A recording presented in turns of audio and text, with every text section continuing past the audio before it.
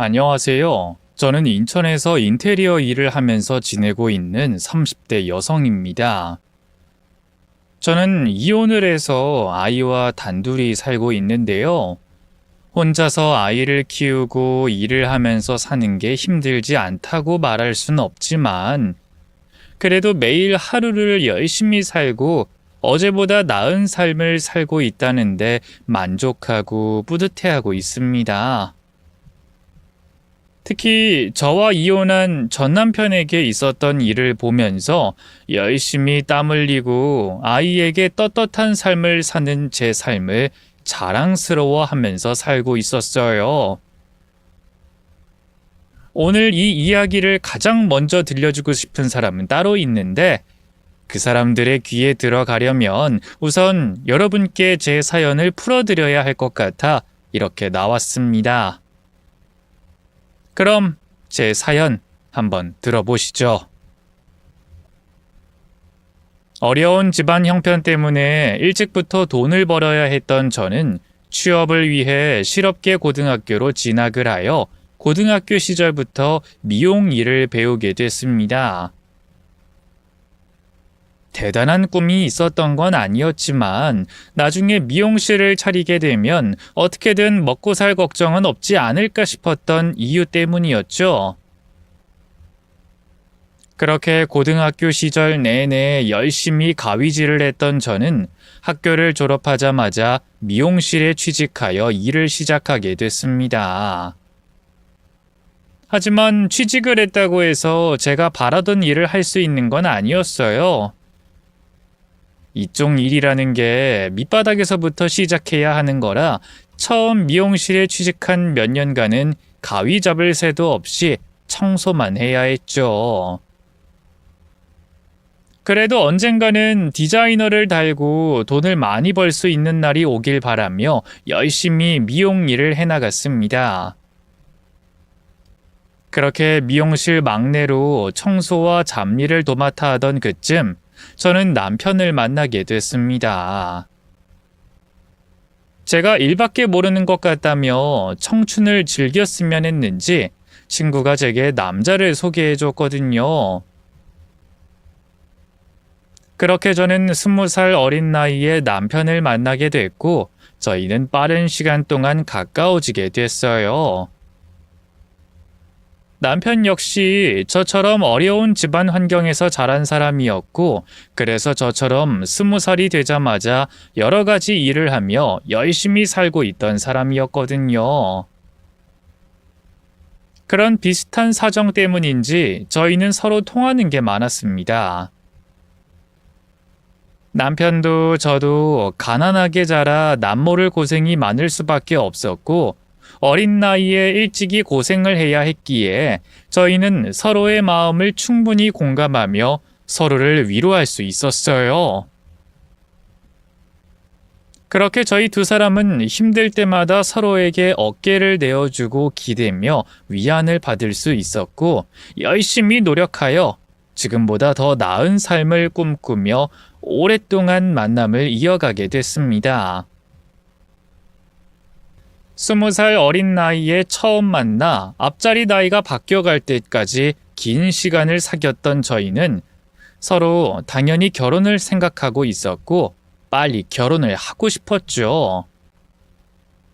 하지만 집안의 도움을 받을 수 없는 사정에 아등바등 살 수밖에 없었던 저희는 조금이라도 더 나은 상황에서 출발하고 싶은 마음에 어쩔 수 없이 결혼을 계속 미룰 수밖에 없었어요. 그렇게 조금만 더 고생하자며 기다리던 중 제가 계획에 없던 혼전 임신을 하고 말았습니다. 결국 결혼을 더 이상 미룰 수가 없었고 배가 불러오기 전에 급히 식을 올려야만 했죠. 그래도 다행히 서로 어느 정도 돈을 모아뒀기에 저희는 조금 낡고 작은 평수였지만 아파트에서 신혼생활을 시작할 수 있었어요. 이왕이면 번듯하게 결혼 생활을 하고 싶다는 욕심에 아쉬움이 없진 않았지만 우리 힘으로 결혼을 했다는 것만으로도 저는 행복했습니다. 하지만 갑작스러운 임신으로 결혼까지 하면서 사정이 좋지만은 않았어요. 제가 임신을 하게 되며 미용실 일을 할 수 없게 되자 남편이 자연스럽게 외벌이를 할 수밖에 없었습니다. 둘이 열심히 벌어도 모자랄 판에 남편 혼자 일을 하게 되니 저는 남편에게 미안하기도 하고 고맙기도 했어요. 그래서 하루빨리 남편에게 힘이 되고자 저는 아이가 어느 정도 자라면 곧바로 일을 시작하려고 했죠. 하지만 막상 몇 년이 지나고 나니 다시 일자리 얻기가 힘들더라고요. 임신과 육아를 하는 동안 붕 떠버린 경력 때문에 저를 다시 받아주는 곳이 없었거든요. 남의 밑에서 일을 하기엔 나이도 많고 일을 놓은 동안 감도 떨어졌을 거라는 이유로 저는 미용실 일을 할 수 없었습니다. 그렇다고 마냥 남편에게만 고생을 전가할 수는 없었던 저는 어쩔 수 없이 그동안 하던 미용일 대신에 다른 부업을 시작하게 됐어요. 여전히 육아와 살림을 도맡아 하면서 생활비라도 조금씩 벌게 됐던 거죠. 저희는 그렇게 어떻게든 열심히 살아보려 노력했지만 세상이 늘 저희의 편은 아니었습니다.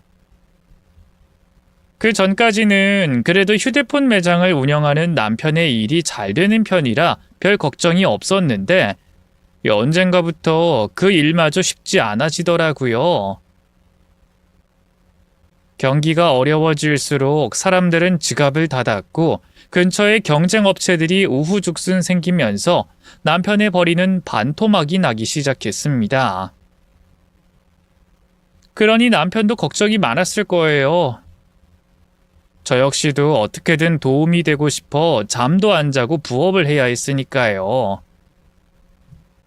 그러자 남편은 마음이 조급해졌는지 점점 이상한 곳에 눈을 돌리기 시작했습니다. 열심히 일하던 사람이 언젠가부터 투자나 투기에 관심을 가지기 시작하더라고요. 그렇게 남편은 지인의 권유로 저 몰래 투자를 하고 있었습니다. 하지만 남편은 투자에 대한 감각이 있거나 지식이 있는 사람이 아니었어요. 뭘 제대로 공부하지도 않았으면서 어떻게 투자를 한다고 그러는 건지 잘 알지도 못하고 남의 말에 휩쓸려 했던 투자가 잘 될 리가 없었죠. 결국 남편은 투자한 돈을 다 날렸지만 거기서 멈추지 않았습니다.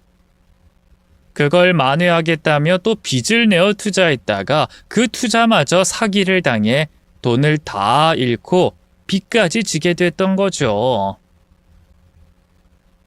하지만 남편은 그렇게 될 때까지 제게 한마디도 하지 않았습니다. 돈을 투자했다는 사실도 빚을 졌다는 것도 제게 비밀로 하고 혼자서 일을 벌였던 거였어요.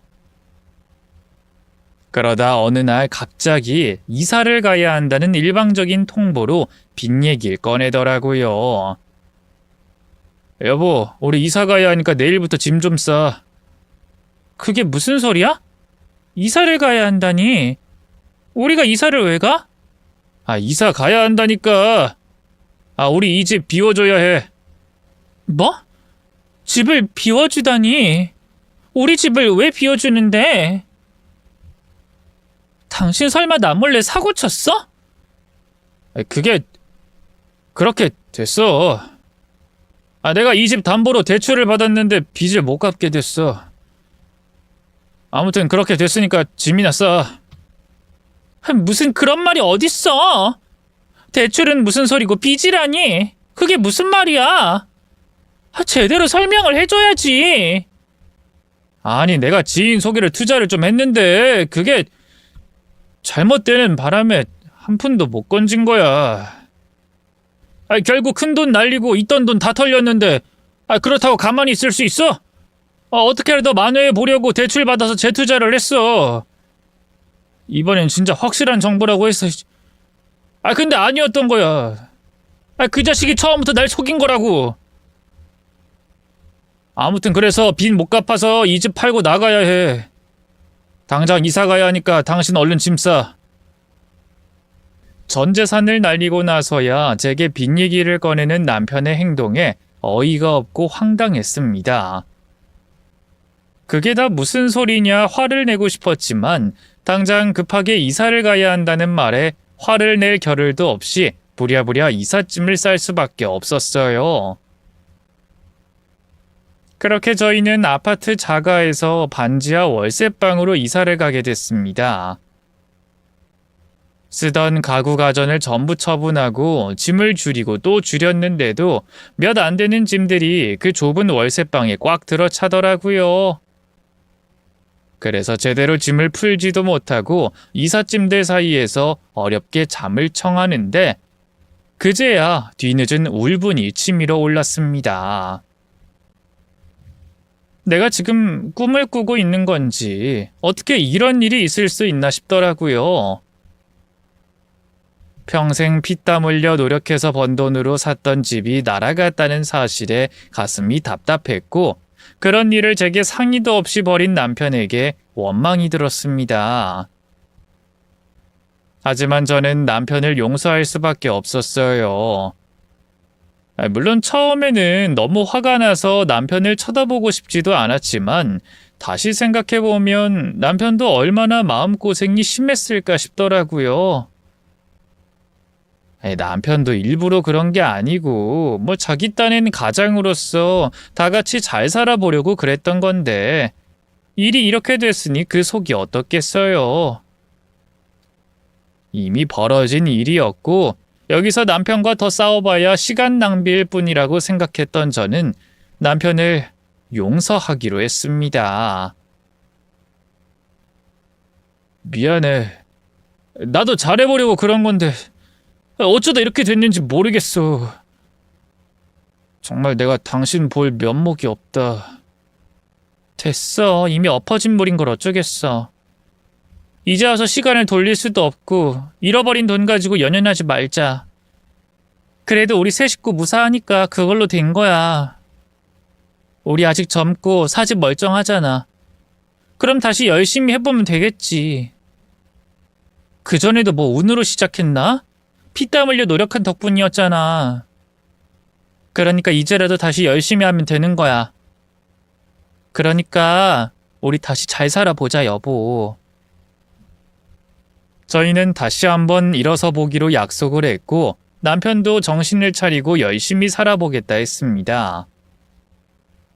그렇게 다시 노력하면 잘 살 수 있을 거라고 생각한 제 기대와 달리 상황은 더 악화되고 있었어요. 예전처럼 밑바닥부터 다시 시작하자고 했던 제 말과 달리 남편은 조급함 때문에 결국 나쁜 일에 손을 댔거든요. 물론 그런 남편의 일탈도 저는 일이 벌어진 뒤에야 알게 됐죠.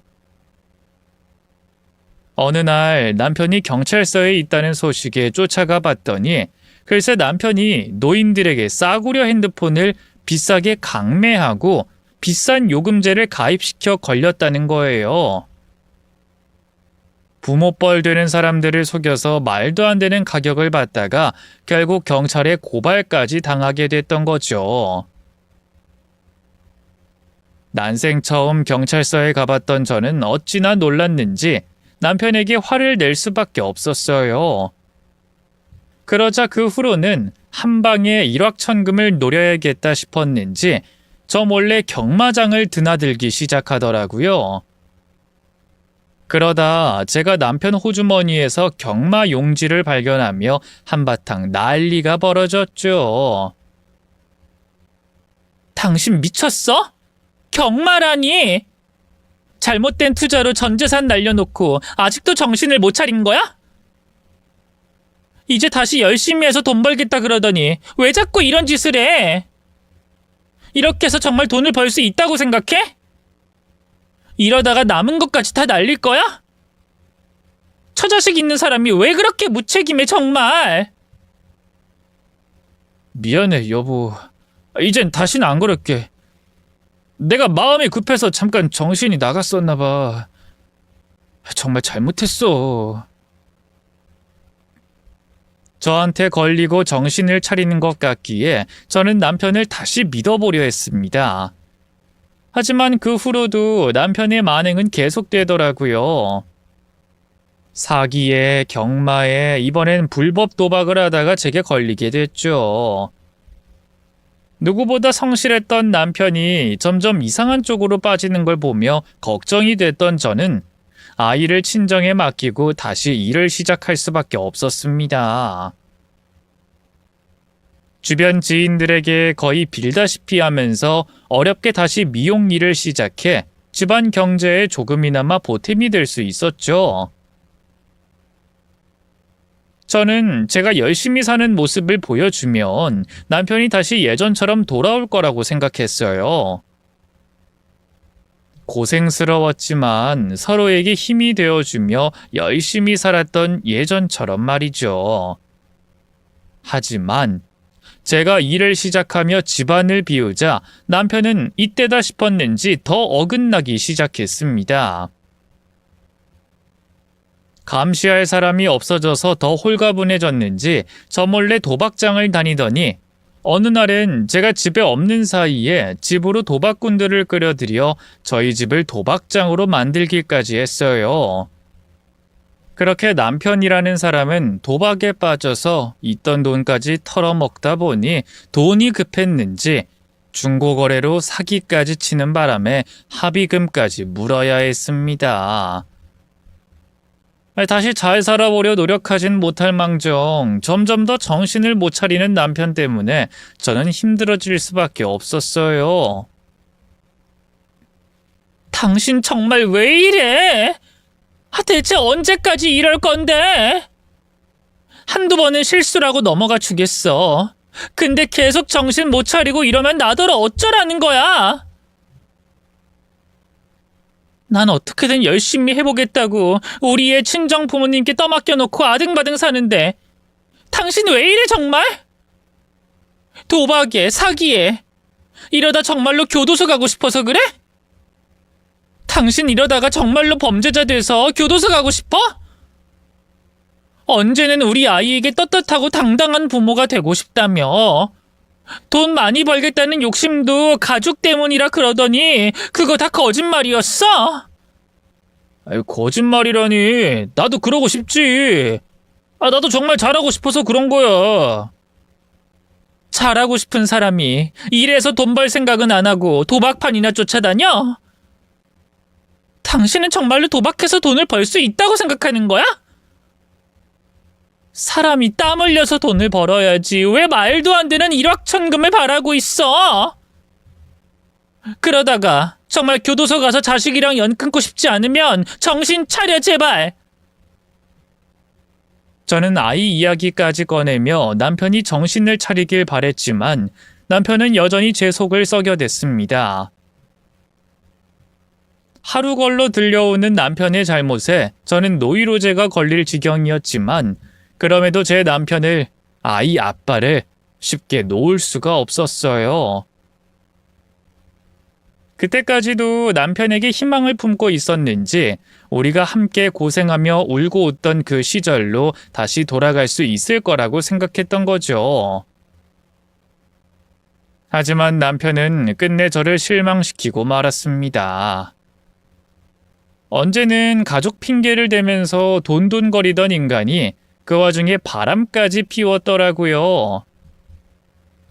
자기 잘못으로 평생 번 돈 다 날려먹고 아내는 어린 자식 떼어두고 남의 밑에서 자존심까지 다 내려놓고 일하게 만들더니 결국 자긴 제 뒤에서 다른 여자와 놀아나고 있었네요. 그제서야 저는 남편이 다시 갱생되지 않는 쓰레기라는 것을 인정할 수밖에 없었습니다. 원래 이런 사람이었던 건지 모진 세상 때문에 그렇게 변해버린 건진 모르겠지만 저는 남편을 두 번 다시 용서할 수 없었어요. 남편이 바람까지 피우며 치가 떨렸던 저는 결국 남편과 이혼하게 됐습니다. 아이의 양육권은 당연히 제가 데려왔고 이혼 후 저는 혼자 아이를 키우며 홀로 서기를 해야 했어요. 그러다 보니 저는 이전처럼 지인의 가게를 도와주며 버는 돈으로는 아이를 키우는 게 힘들겠다고 판단이 되어 다른 일을 알아보기로 했습니다. 이제 와서 다른 일을 할 수 있을까 싶었지만 먹고 살려면 뭔들 못할까 싶더라고요. 그렇게 다른 일을 알아보던 저는 인테리어 업을 하던 형부에게 일을 배우게 됐습니다. 몸은 힘들지만 노력한 만큼 돈벌이는 괜찮단 얘기에 한번 해보겠다며 일에 뛰어들게 됐죠. 그렇게 저는 현장을 다니며 흙먼지를 마시며 열심히 인테리어 일을 배우며 지냈습니다. 이전까지 제가 하던 일과는 전혀 다른 일이었고 가족인 형부에게 도움을 받아 하는 일이었기 때문에 항상 집중에 집중을 하면서 일을 배웠고 더 잘하고 실수를 줄이고 싶은 마음에 퇴근을 해서도 틈틈이 공부를 했어요. 그러다 보니 하루가 일주일이 또 한 달이 쏜살같이 흘러갔습니다. 덕분에 이혼 이후 남편에게 배신당한 아픔을 느낄 새도 없었어요. 저에겐 제 인생도 새롭게 개척해 나가고 이혼의 아픔도 잊을 수 있어 일석이조의 효과가 있었죠. 그렇게 일을 배우고 하루하루를 열심히 살며 형부 밑에서 일한 지도 벌써 2년이 돼가고 있었습니다. 그러다 절대 마주치고 싶지 않았던 사람들과 다시 마주치게 됐어요. 전 남편과 상간녀였죠. 당연히 만나려고 작정하고 만난 건 아니었습니다. 공사 의뢰인과 인테리어 업자로 어쩔 수 없이 만나게 됐죠. 그것도 하필 형부가 다른 공사건으로 밖에 나가 있어서 제가 어쩔 수 없이 가게 됐던 거였어요. 마치 운명의 장난처럼 말이죠. 처음으로 곁에 형부 없이 혼자서 의뢰인과 만나게 된 자리라 많이 긴장한 상태로 그 집을 찾아갔던 저는 절 맞이해주는 상간녀의 얼굴도 알아보지 못하고 있었습니다. 그러다 집안을 들어설 때부터 너무 빤히 제 얼굴을 쳐다보는 의뢰인이 이상해서 말을 걸다 상간녀라는 걸 알게 됐죠. 사모님, 혹시 제 얼굴에 뭐가 묻었나요? 아까부터 계속... 은희 씨? 아니다, 은희 씨였나? 나 모르겠어요? 아니면 모르는 척하는 거예요? 모르는 척하는 거면 나도 계속 모른 척 해줄까요? 네? 그게 무슨 말씀이신지... 혹시 저와 마주치신 적이... 설마... 어머, 진짜 날 몰라봤구나. 어쩜 다른 사람도 아니고 날 몰라볼 수가 있어요? 그때는 평생 날 저주할 것처럼 말하더니.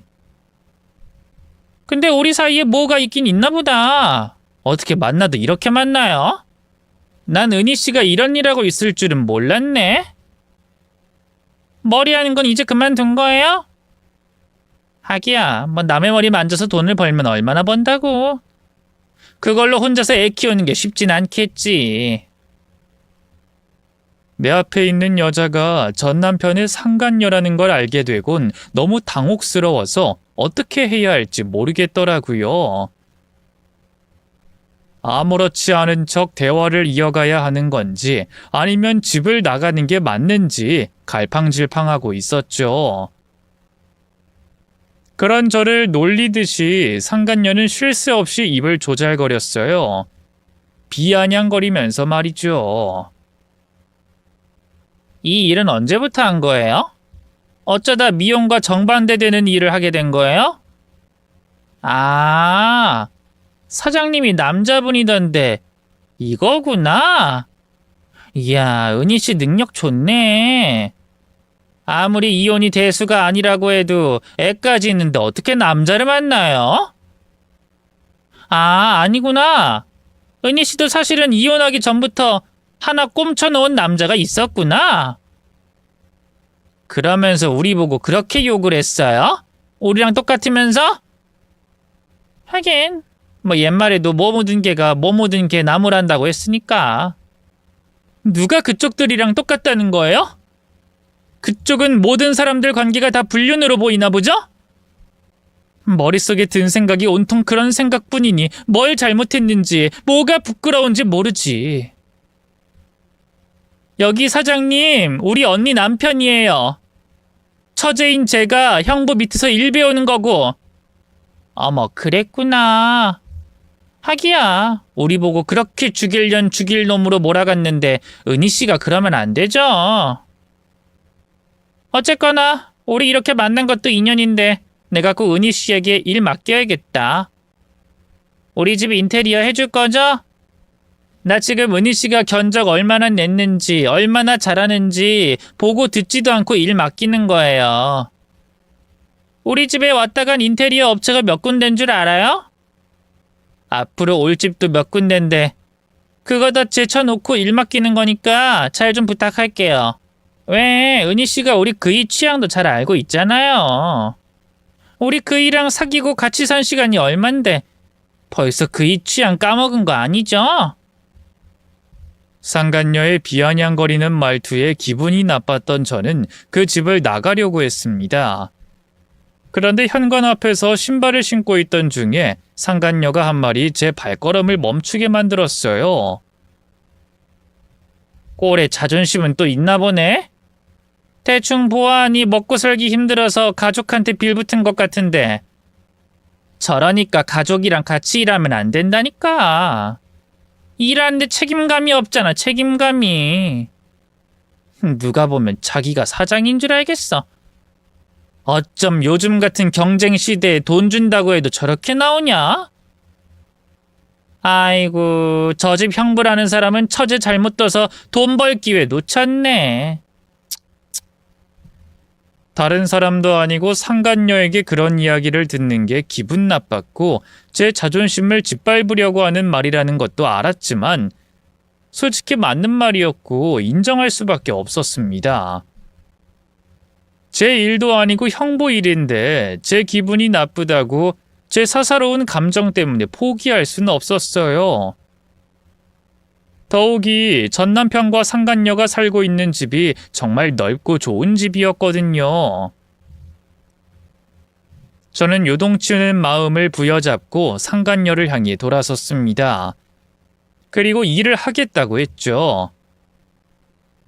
저희에게 일 맡긴다는 말 확실한 거죠? 속고만 살았어요. 계약서 지금 여기서 써줄까요? 원하면 계약서 줘봐요. 계약서에 서명 먼저 해줄 테니까.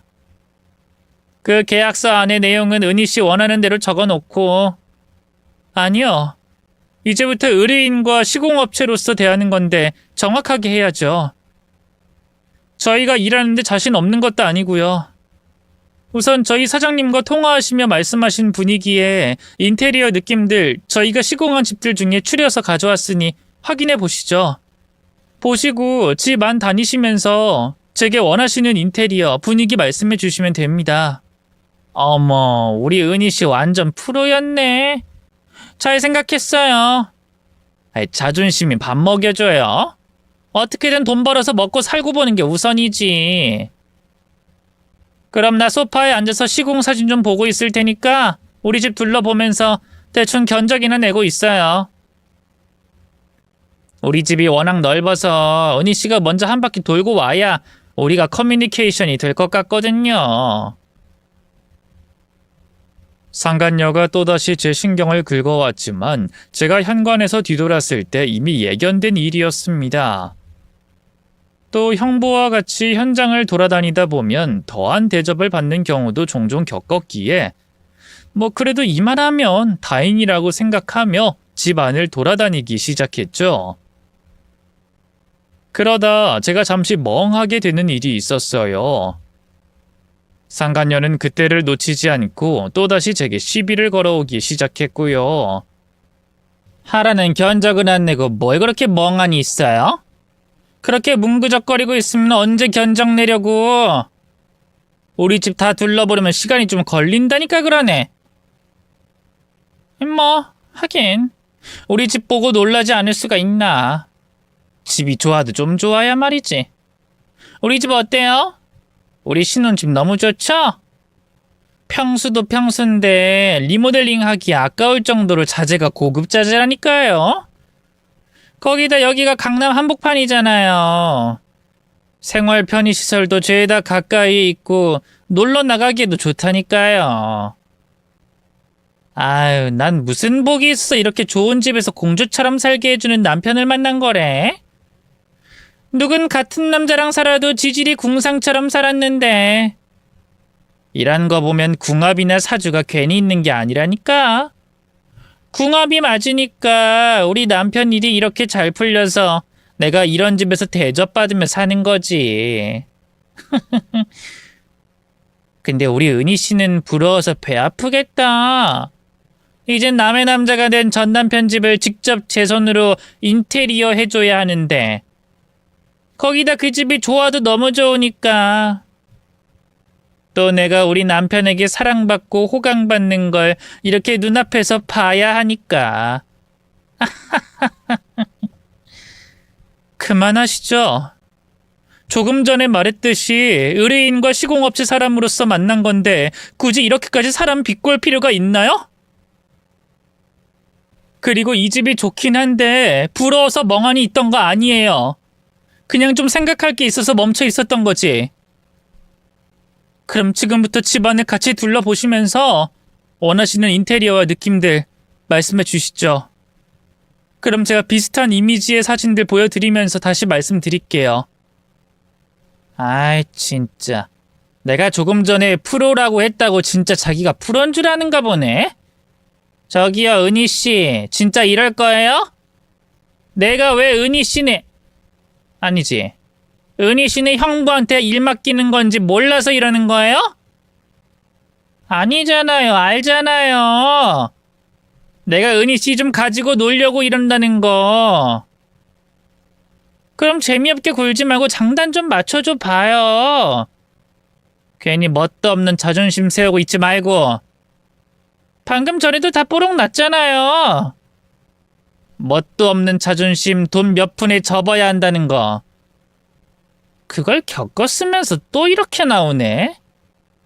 아 진짜. 자 이거 업자니까 보면 한눈에 뭔지 알겠죠? 은희씨가 오기 전에 온 업체들 견적 비용인데 거기 적힌 금액의 1.5배 아니다 2배 2배로 은희씨 형부네랑 계약할 테니까 내 비위 좀 맞춥시다. 내가 은희씨 좀 가지고 놀자고. 내가 궁금해서 그러는데 도대체 나한테 왜 이러는 거예요?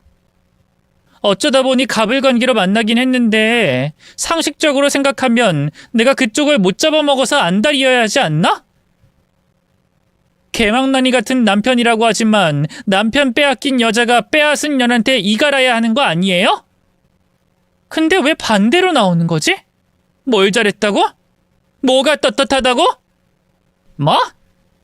인연이 내가 대접해줬더니 고객에게 어디서 엉을 까? 야, 너네 형부가 고객에게 이렇게 하라고 가르치든? 네 형부가 너 고객한테 이따위로 응대하는 거 알고 있냐고? 그리고 너 돈 안 벌고 싶어? 너 때문에 네 형부가 이 집 공사하는 거 놓치면 손해가 얼만지 알아? 내가 지금 네 형부한테 전화해서 지랄 한번 해줘? 네 형부가 내 앞에서 무릎 꿇게 해봐? 야! 어디서 씨도 안 먹히는 협박을 하고 있어? 해봐. 해보라고. 나나 우리 형부나 너한테 죄 지었어? 우리 회사랑 계약이라도 했니? 근데 우리가 무릎을 꿇긴 왜 꿇어? 너 돈 좀 생겼다고 대단한 갑이라도 된 것처럼 생각하나 본데 그런 거 아니야. 그리고 지금 네가 하는 행동, 생각 못 베어 처먹은 졸부들이나 하는 짓이야. 알아? 그건 그렇고 너 도대체 왜 나한테 이러는 거냐고. 서로 보고 싶지 않은 사이 실수로 마주쳤으면 빨리 헤어지면 될 것을 왜 사람을 잡고서 괴롭히려는 건데? 왜 그러는 건데? 그냥 괴롭히고 싶으니까.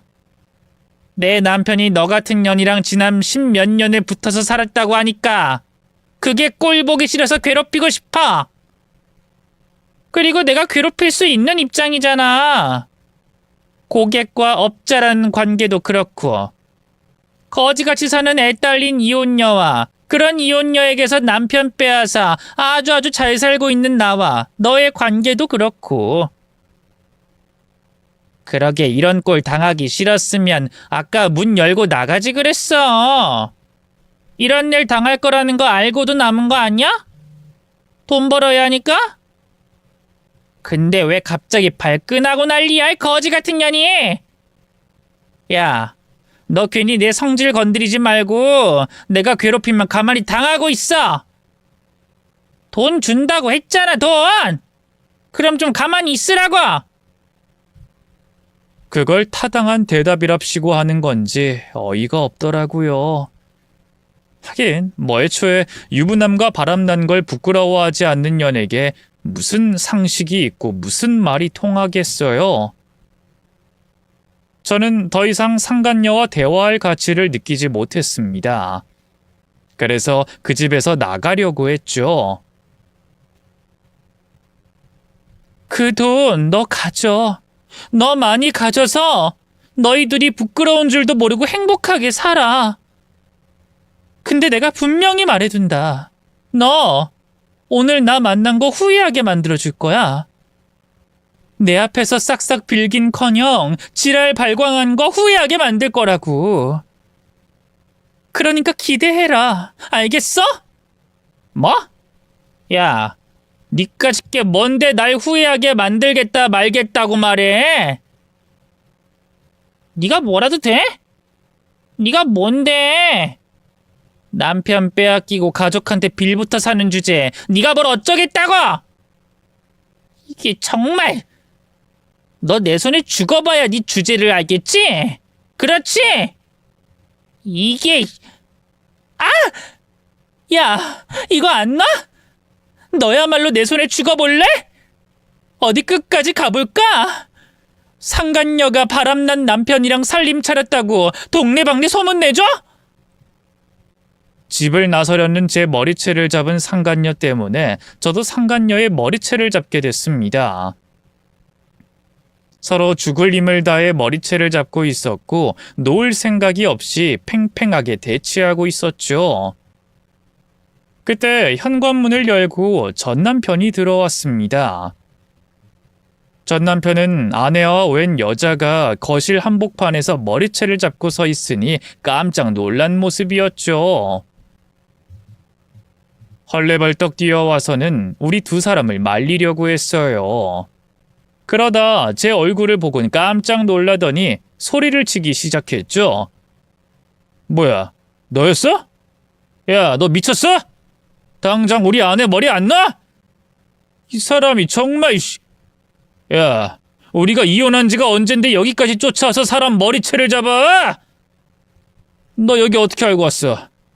너 계속 우리 지켜보고 있던 거야? 너 스토커야? 뭐? 스토커? 야, 내가 미쳤어? 쫓아다닐 사람이 없어서 너 같은 인간 쓰레기를 쫓아다니게? 일하러 왔다, 일! 그런데 네 마누라가 날 안 놔줘서 이러고 있었다. 머리채도 네 마누라가 먼저 잡아서 잡고 있었고. 뭐라는 거야, 이 여자가. 자기야, 괜찮아? 어디 다친 데 없어? 저 미친년이 우리 집 와서 뭔 짓을 하든 혹시 협박이라도 했어? 난 괜찮아. 그리고 전현 말이 맞아. 전현 우리 집에 일하러 왔어. 일? 제가 뭘 하는데? 뭐 가사 도우미라도 고용하려고? 아니, 저는 인테리어 업체에서 일하고 있대. 자기 형부 밑에서 일한다란 뭘 하나? 그래서 내가 웃돈 주고 계약해주겠다고 하고 좀 가지고 놀라니까 꼴에 성깔 부리잖아. 그전에도 성깔 부리다 돈 앞에 자존심 한번 구겨놓고도 정신을 못 차리는 거야. 그래서 본때 좀 보여주려고 했지. 인테리어? 형님이 인테리어 했었지?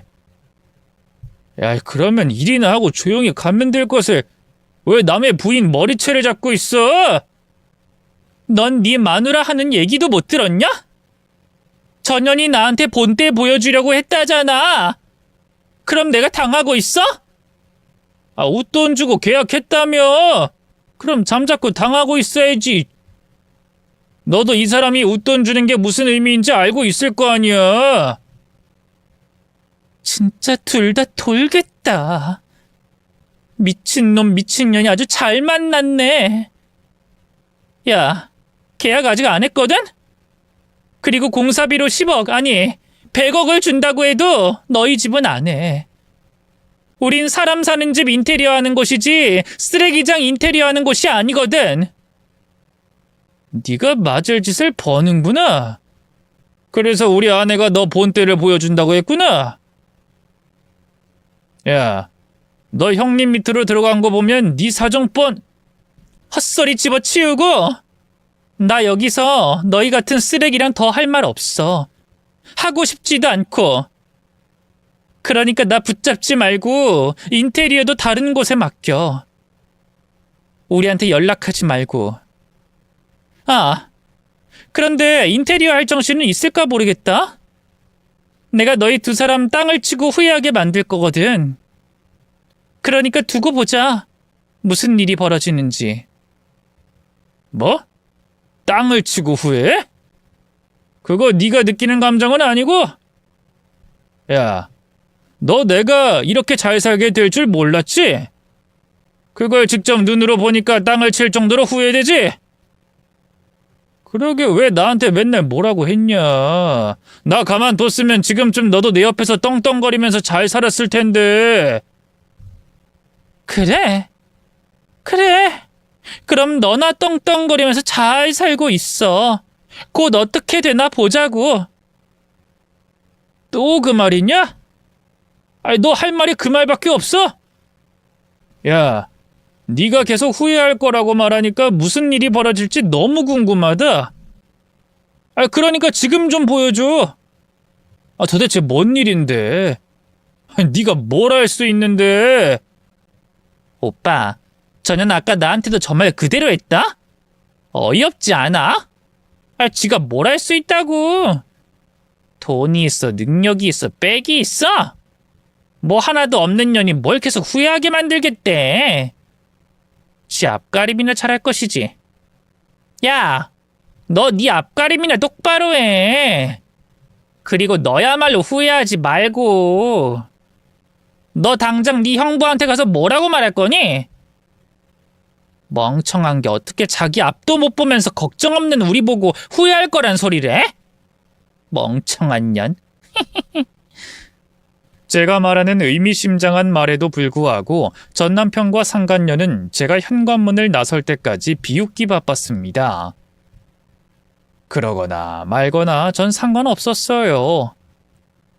후회하게 만들겠다는 제 말에 자신 있었거든요.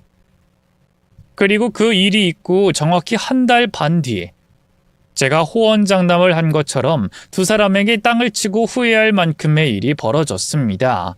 아니, 제가 직접 목격한 바로는 발버둥을 치며 후회하고 있었죠. 이게 어떻게 된 일인가 하면은 제가 전 남편을 경찰에 신고했기 때문이었어요. 그러니까 과거로 돌아가 제가 처음 그 집으로 들어갔을 때부터 설명을 해보자면, 절 조롱하는 상간녀로 인해서 그 집이 전 남편과 상간녀가 살고 있는 집이라는 걸 알게 됐을 때부터 뭔가 이상하다는 느낌을 받았었습니다. 집이 좋아도 너무 좋은 집이었거든요. 그 집은 남편이 저와 헤어지고 정신을 차려 아무리 열심히 살았다고 해도 살 수 있는 집이 아니었습니다. 거기다 저와 이혼하기 몇 해 전부터 이미 예전에 남편은 온데간데 없이 사라지고 피땀 흘려 착실히 돈을 벌기보다는 한탕주의로 살고 있었기 때문에 열심히 살았을 일도 없다고 생각했어요. 또 만에 하나의 확률로 남편이 로또가 됐다고 해도 매매할 수 있는 금액의 집이 아니었습니다. 상간녀 역시도 남자 꼬시는 재주를 빼고는 다른 능력 없는 여자였기에 저로서는 두 사람이 이런 집에 살고 있다는 게 조금도 이해되지 않았죠. 그런데 제가 이해되지 않는다고 어떻게 하겠어요? 이미 두 사람이 그 집에 살고 있고 인테리어까지 맡긴 걸 보면 자기 집이 맞는 듯한데 말이죠. 그래서 딴 생각을 접고 현관에서 돌아설 때 가졌던 다짐처럼 제 일에 집중하기로 했습니다. 방을 돌아다니며 각 방의 평수와 대략적인 견적을 내고 있었죠. 그러다 들어가게 된 곳이 남편의 컴퓨터 방으로 보이는 곳이었어요. 저와 이혼하기 직전에도 가상화폐를 채굴하겠다며 게임을 원활하게 돌아가기 위해선 이 정도 투자를 해야 한다며 형편도 어려운 상황에 컴퓨터를 2-3대씩 사서 큰 돈을 쓰던 남편이었는데 그 좋은 집에 살고 있으니 아예 컴퓨터로 도배된 방을 만들었더라고요. 그 방을 보게 되니 과거 남편 때문에 마음고생하고 몸고생한 기억이 떠올라 속에서 화가 치밀어 올라왔지만 이번에도 그 화를 억누르며 방 견적을 내는데 집중했죠. 큰 방도 아니고 따로 창이 나와 있는 것도 아니라 평수만 확인해서 방을 나가려고 했는데 그 방에 켜져 있던 화면 모니터에 제 눈이 가며 발걸음을 멈추게 됐습니다. 거기서 남편이 이 집을 살 수 있었던 힌트를 본 것 같았거든요. 여러 대의 컴퓨터 화면엔 온라인 불법 도박 사이트와 사설 토토 사이트가 띄어져 있었습니다. 저와 이혼하기 전에도 경마장에 다니고 도박장을 다니다 도박장을 집에 차렸을 만큼 정신을 못 차렸던 남편이었는데 여전히 남편은 도박에 손을 떼지 못하고 정신을 못 차린 것 같았어요. 그래도 황소 뒷걸음치다 쥐잡는다는 말처럼 그 정신 못 차린 도박질로 큰 돈을 벌었다고 생각했죠. 여러 대의 컴퓨터가 버젓이 켜져 있는 걸 보면 상간녀도 남편의 도박에 대해서 모르는 건 아닌 것 같은데 그런 돈으로 벌어 떵떵거리고 사는 게 부끄럽지도 않은 모양이었습니다. 하기야 뭐 그 나물에 그 밥이라고 똑같은 것들이니까 불륜을 하다 결혼까지 했겠죠. 참 옳게도 돈 번다 싶으면서도 제가 상관할 바인가 싶어 이제 그만 방을 나가려고 했는데 마지막으로 본 화면이 좀 이상하다는 걸 깨달았습니다. 화면에 띄어져 있는 불법 도박과 사설 토토 사이트들이 직접 참가하는 게 아니라 관리? 관장? 뭐 하여튼 다른 사람들의 베팅이나 플레이를 볼 수 있더라고요. 또 화면의 한 구석에 띄어져 있는 채팅창에서는 어디에다 광고 넣어야 한다. 현재 주고 있는 베팅 지원금보다 더 지원금을 늘려 쉽게 유입되도록 해야 한다 등등 불법 도박과 사설 토토를 직접 운영하는 사람들의 대화가 올라오고 있었어요. 그제야 저는 남편이 불법 도박과 토토로 돈을 따서 이 집을 산 게 아니라는 걸 알게 됐습니다. 남편이 불법 도박과 토토를 직접 운영하고 있었던 거였죠. 전부터 돈을 벌기 위해서라면 도박과 불법적인 일에 손을 대던 전 남편이었으니 그 불법적인 일을 운영한다고 이상할 건 없었습니다. 거기다 합법적인 도박이든 불법적인 도박이든 도박으로 딴 돈으로 그 비싼 집을 사는 게 쉬운 일이겠어요? 그러다 보니 제게 확신이 들었어요. 전 남편이 불법 도박과 사설 토토를 운영하고 있다. 운영자는 아니어도 이쪽 일과 관련된 운영진이거나 조직원이라는 걸 말이죠. 저는 방 바깥쪽을 살피면서 휴대폰으로 컴퓨터 화면들을 촬영하기 시작했습니다. 그러면서 다른 증거는 없는지 뒤적거리기 시작했죠. 그 결과 컴퓨터 책상 서랍에서 수십 개의 통장이 나왔어요. 통장이 몇 개인지 일일이 세어볼 시간이 없어서 정확한 숫자는 모르겠지만 수십 개의 통장이었고 그 통장들의 명의는 전부 다 달랐습니다. 전 남편의 이름이 적힌 통장은 하나도 없었죠.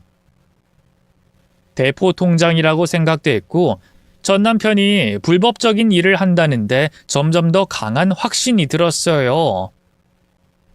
그러다 컴퓨터 한 화면에 나와 있는 채팅창에 남편을 사장님이라고 지칭하는 걸 보며 더 알아볼 것도 없다고 생각하고 방을 나왔습니다.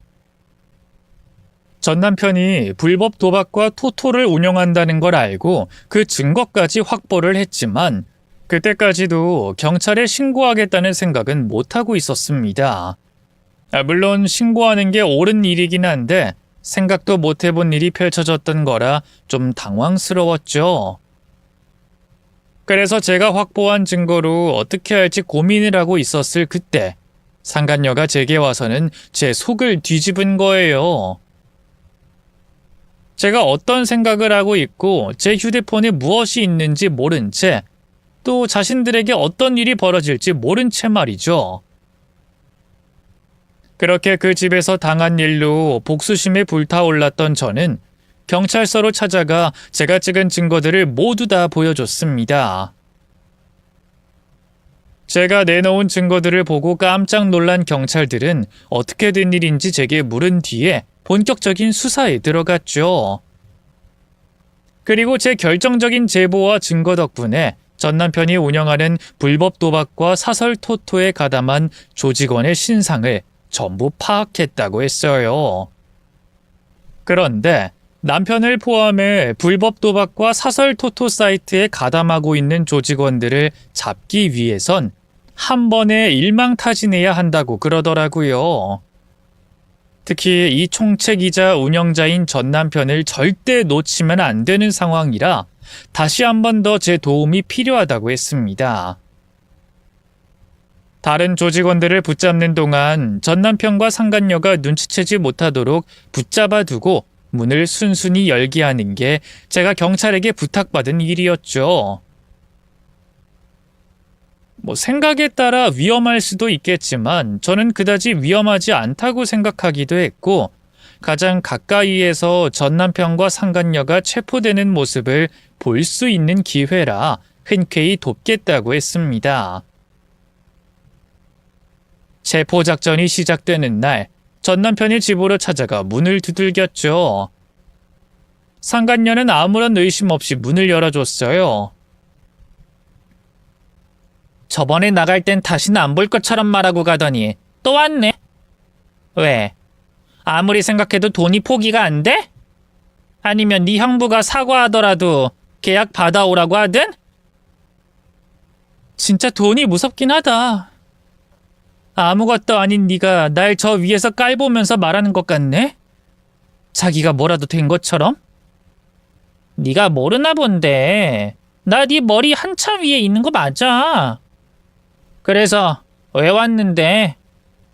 말했잖아, 후회하게 만들어주겠다고. 미친년, 아직도 그 소리야? 그래서 네가 뭘 어떻게 할 건데? 자기야, 무슨 일이야? 누군데 소리를 질러? 어? 야, 너 또 왔냐? 아, 이게 진짜 이제 앵벌이짓 하려고 하나. 왜? 왜 왔는데? 저번에 말했잖아. 내가 너희 후회하게 만들겠다고. 뭐? 알았어. 빨리 뭐라도 해봐. 뭐 어쩌자고. 당신 나랑 헤어지고 돈 되게 많이 번 것 같더라. 이런 집을 신혼집으로 구하고.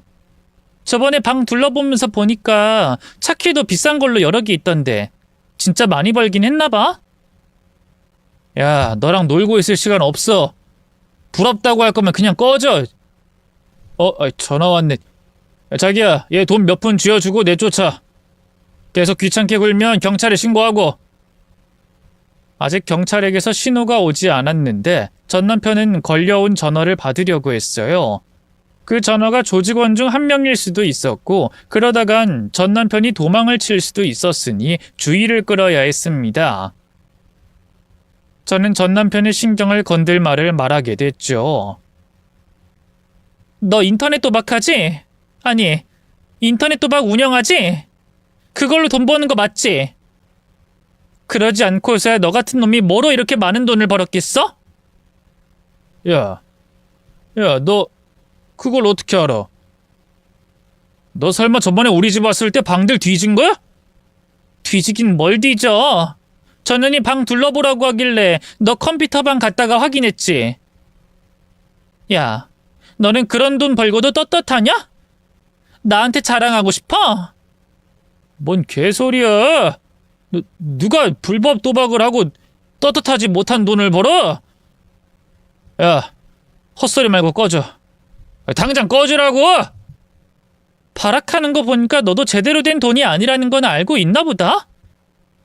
그거 신고하면 너 처벌받는 거지? 나한테 떨어지는 포상금도 있고. 그럼 너랑 전현이 그렇게 자랑하던 이 집은 어떻게 되는 거니? 혹시 압류당하는 거야? 그 많은 차들도? 야! 불법 도박 같은 거 안 한다고! 너 혹시라도 오해해서 이상한 짓 하기만 해봐. 내가 가만 안 둬? 그리고 내가 잘은 모르지만 이런 거 하는 사람들이 잘 잡히는 줄 아냐? 우리나라에 불법 도박 사이트가 몇 개인 줄이나 알아? 거기들 전부 신고 한 번으로 잡힐 거면 다 잡혔지. 무슨... 요즘에 해외로 뜨는 것도 얼마나 쉬운데. 너 안 한다고 하면서 되게 잘한다. 그리고 경찰도 피할 수 있을 것처럼 말하네? 근데 이걸 어떡하냐? 이미 너 잡으러 경찰이 코앞까지 왔는데? 뭐? 너 지금 뭐라고 한 거야? 뭐야? 야, 나오라고! 문 닫게 비켜! 야, 내가 미쳤냐? 너 잡으라고 신고했는데 문을 왜 닫게 놔둬? 내가 분명 말했지. 후회하게 만들어주겠다고. 그땐 날 비웃더니 겁먹은 얼굴하고는. 그렇게 떳떳하지 못한 돈으로 어디서 꼴값을 떨고 있어? 그럼 교도소 잘 가라. 그리고 너도. 너 어쩌냐? 나 괴롭히고 싶어서 미칠 것 같더니 한동안은 그럴 수 없겠다? 아니, 그럴 정신도 없겠다? 재판받고 교도소에 있어야 할 테니까. 뭐 나와서도 재산 다 압류당하면 내 앞에서 지금처럼 큰 소리 칠 수 있겠어? 그땐 내가 너보다 더 잘 사는 사람일 텐데. 그럼 너도 네 남편이랑 사이좋게 수갑차고 경찰서로 잘 가. 안녕. 제게 신호를 준 경찰은 현관문을 닫으려던 전 남편을 밀고 집 안으로 들어갔고 순식간에 전 남편과 상간녀를 체포하곤 집안 구석구석을 뒤지기 시작했어요.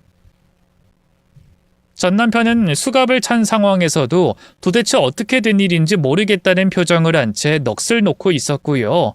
상간녀는 아무 말도 없이 저를 죽일 듯이 째려봤는데 그런 상간녀에게 저는 약을 올리고 있었죠. 그렇게 경찰들은 두 사람의 집안을 뒤지며 증거물들을 챙겨갔고 두 사람은 경찰서로 옮겨졌습니다. 저는 체포되어 경찰서로 가는 두 사람의 모습을 가장 가까이에서 보고 있었고요. 그보다 더한 복수는 없었습니다. 두 사람이 수갑을 찬 것만으로도 제게 속 시원한 일이 됐죠. 그리고 그 뒤로도 계속해서 속이 뻥 뚫리는 일의 연속이었습니다. 우선 남편은 불법 도박과 사설 토토 사이트를 운영한 죄는 물론이었고 돈 세탁과 자금 인출, 은닉을 위해 대포 통장, 대포 계좌를 이용해 범죄 수익 은닉에 관한 법률 위반 혐의와 전자금융거래법 혐의들 모두 재판에서 인정이 되어 징역을 살게 됐죠. 상간녀 역시 이 모든 범죄 사실을 알고도 가담하고 도운 혐의로 처벌을 피하진 못했고요. 그리고 또 범죄 수익으로 번 모든 재산을 몰수 추징당했습니다. 너무 좋은 집이지 않냐며 인테리어 할 거라고 제 앞에서 자랑하던 그 집도 압수를 당했죠. 그 소식을 듣게 된 전 남편과 상간녀의 얼굴을 봐야 했는데 그걸 보지 못한 게 너무 아쉬워요. 그래도 체포당할 때 지었던 두 사람의 표정을 볼 수 있어서 몰수 추징 소식을 듣게 된 두 사람의 표정을 머릿속으로나마 상상할 수 있었고 그걸로 직접 보지 못한 아쉬움을 대신하고 있습니다. 그런데 지금 이 사연을 적으며 또 하나 보고 싶은 두 사람의 표정이 있네요. 바로 이 사연을 듣고 있는 두 사람의 표정을 보고 싶어요. 근데 사회와는 완전 차단된 곳이라 두 사람의 표정을, 두 사람이 제 사연들을 접할 수가 없다는 게 너무 아쉽기만 합니다. 그래서 나중에 두 사람이 출소해서 제 글을 보거나 지인 중 한 명이 이 글을 보고 두 사람인 걸 알게 되어 대신 전해줬으면 좋겠네요. 그러려면 제 글이 인기 영상이 됐음 합니다.